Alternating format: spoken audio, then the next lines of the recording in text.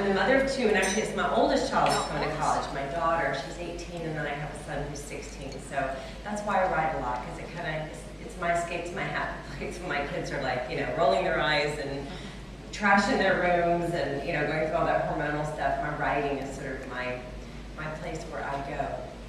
When I was growing up, I had 3 brothers, so reading was sort of my happy place, and I just sort of transfer that over to writing. I still read a great deal, but obviously writing 2 books a year, that takes up a lot of my time.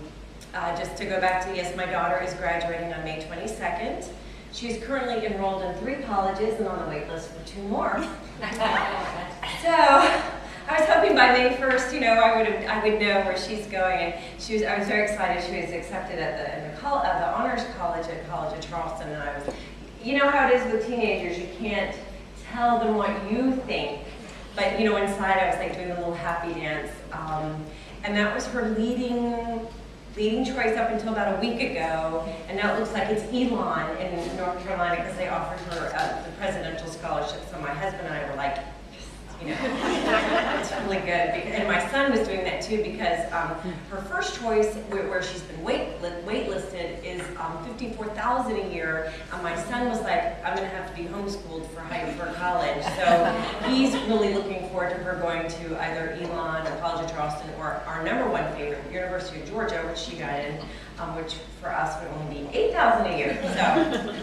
So we're hoping, because my son really doesn't want to be homeschooled any more than I want to homeschool him, because he wants to be a chemical engineering major and I'm a writer, so I just don't see how that would happen. So anyway, my first book came out exactly 10 years ago. This is my 10th year of being a published author.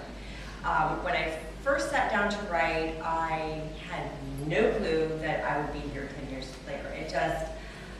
I was always told my teachers and friends, you should write, you should write, you should write, and it just never occurred to me that I could actually be a writer. If you look at a book, there's lots of words in it, lots of pages, and I have the patience of a gnat. Ask my children, I'm the most impatient person. I think also because I'm an Atlanta driver, you don't want to be behind me if you're not going at least 10 miles over the speed limit.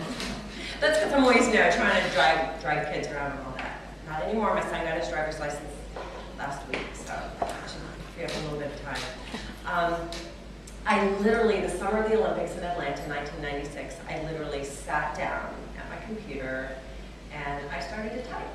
And I had just finished reading Outlander by Diana Gabaldon. I don't know how many of you have read that book. It was just such an extraordinary book. It was one of those books that, like, space and time cease to exist when you read this book. And my sister-in-law had recommended it. She said, you've got to read this book. And I was lucky because I discovered that book after like the next 3 books had already been written. I love it when you discover an author who already has like this huge backlist. That's why I'm happy to be here, because I've got so many books. And my sister-in-law recommended it, and I went to the bookstore and I'm like, okay, it's a time travel about the Scottish Revolution in the 18th century. And I'm like, no, but she says it's really good, so I went ahead and bought it, and I couldn't put the book down. As a matter of fact, I think I'm developing arthritis in my thumb here, and I swear it's because when my kids were little, I would go take them to the park, so they're thick books, and they were hardback. I'd prop them open like this and push them on the swing for hours and hours and hours, and then I went and got the rest of the books, and they were all thick hardcovers, and they'd be like, Mommy, we've been here 4 hours, can we go home now? I'm like, no, not yet. But seriously, I had like issues with my thumb joint, that was years ago.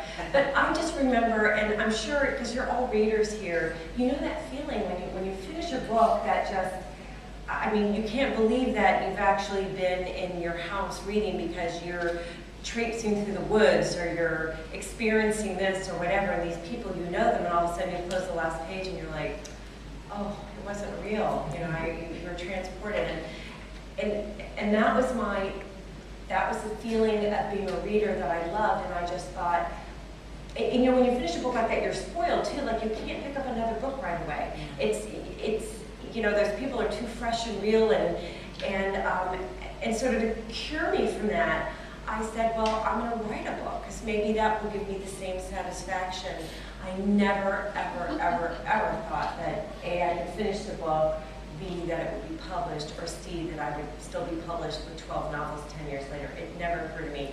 My goal was to create a book, to write a book that would give me the same kind of feeling that I'd had from reading that book and other books, like On with the Wind, that had totally transported me and ruined me for other books for a while. So, like any naive person, I'm like, okay, so I just started writing. And, you know, I wrote a sentence, and then I wrote a paragraph, and then I had a page, and before I knew it, I had a chapter, and I was like, oh, this is really kind of cool. Now, it was a lot cooler then because I didn't have deadlines, okay? It took me 4 years to write that first book, because it was like, I don't feel like writing today, I'm not gonna write, or, you know, I'm gonna go to the pool with the kids, or I'm on vacation. I don't have that luxury now because I have deadlines, you know, and my publishers, you know, they ask me, you know, when do you think you can get this book? And sort of like a starving person, when you go to a restaurant, you order everything on the menu, and then you realize that you're really, you know, you don't, your stomach's not that big, you can't handle all that food, and that's kind of how it is when a publisher says, oh, you know, when do you think you can get that book done? I'm like, oh, 6 months, sure, fine, I can do that, no big deal. And, you know, then you get in trouble. But I've only been like 2 weeks late on a book, so I think that's pretty good. I think that's pretty good, because my books are like 158,000 words, so it's, for an impatient person, that's amazing. Thank goodness I write very fast.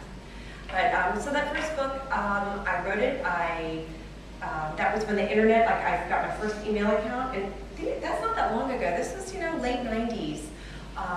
Like 98, I got my first email account, and I found out that there's actually other writers out there who were published, who were starting out, and there's actually writing groups out there, and so I joined all these things. I joined an online writers group where Diana Gabaldon was actually one of the forum runners on the CompuServe Writers Forum, so I got to meet her online. I since met her in real life, and I try not to be a stalker. I try to be very cool and fun, like I'm just another author, and inside I'm like, oh, it's her.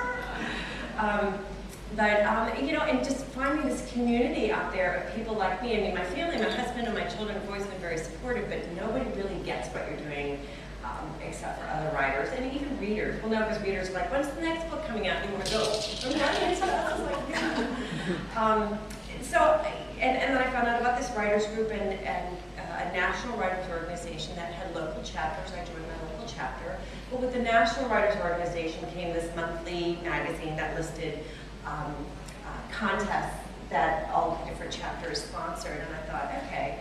And a lot of the contests, you know, they would say who the first round judges were, who the second finalist judges were, and I found a contest up in Washington, D.C., where the first round judges were published authors that would give you a written critique, and I thought, okay, you know, for like $20, I send in the first 3 chapters of my manuscript, and I'll get a written critique. And I didn't really pay attention to the finalist judge thing, because it never occurred to me that I might go on to the finalist round.